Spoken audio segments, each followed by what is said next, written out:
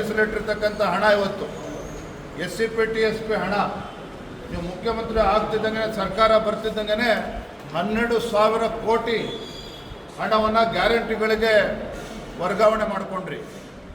ತದನಂತರದ 6 ತಿಂಗಳಾದಮೇಲೆ ಮತ್ತು 12,500 ಕೋಟಿ, ಒಟ್ಟಾರೆಯಾಗಿ 24,500 ಕೋಟಿ ದಲಿತರಿಗೆ ಮೀಸಲಿಟ್ಟಿರ್ತಕ್ಕಂಥ SCP TSP ಹಣವನ್ನು ಗ್ಯಾರಂಟಿಗಳಿಗೆ ಬಳಕೆ ಮಾಡಿಕೊಂಡಿದ್ದೀರಿ.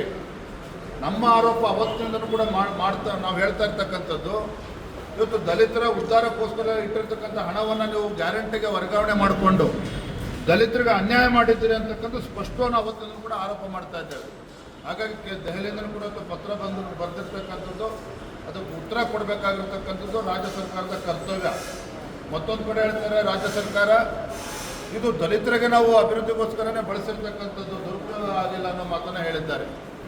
ಈ ರೀತಿ ಹೇಳಿಕೆಗಳನ್ನು ಕೊಡೋದ್ರ ಮೂಲಕ ಇವತ್ತೇನೋ ರಾಜ್ಯದಲ್ಲಿರ್ತಕ್ಕಂಥ ದಲಿತರಿಗೆ ಅನ್ಯಾಯ ಮಾಡಿದ್ದೆ ಕಾಂಗ್ರೆಸ್ ಸರ್ಕಾರ, ಇದು ಅಕ್ಷಮ್ಯ ಅಪರಾಧ. ಭಾರತೀಯ ಜನತಾ ಪಾರ್ಟಿ ಸದನದ ಹೊರಗೂ ಕೂಡ ನಾವು ಹೋರಾಟವನ್ನು ಮಾಡಿದ್ದೇವೆ. ನಾಳೆ ಪ್ರಾರಂಭ ಆಗ್ತಕ್ಕಂಥ ಅಧಿವೇಶನದಲ್ಲೂ ಸಹ ಸದನದ ಒಳಗಡೆನೂ ಸಹ ಇದರ ವಿರುದ್ಧ ನಾವು ಹೋರಾಟವನ್ನು ಮಾಡ್ತೇವೆ, ಚರ್ಚೆಯನ್ನು ಕೂಡ ನಾವು ಮಾಡ್ತೇವೆ. ಧನ್ಯವಾದ.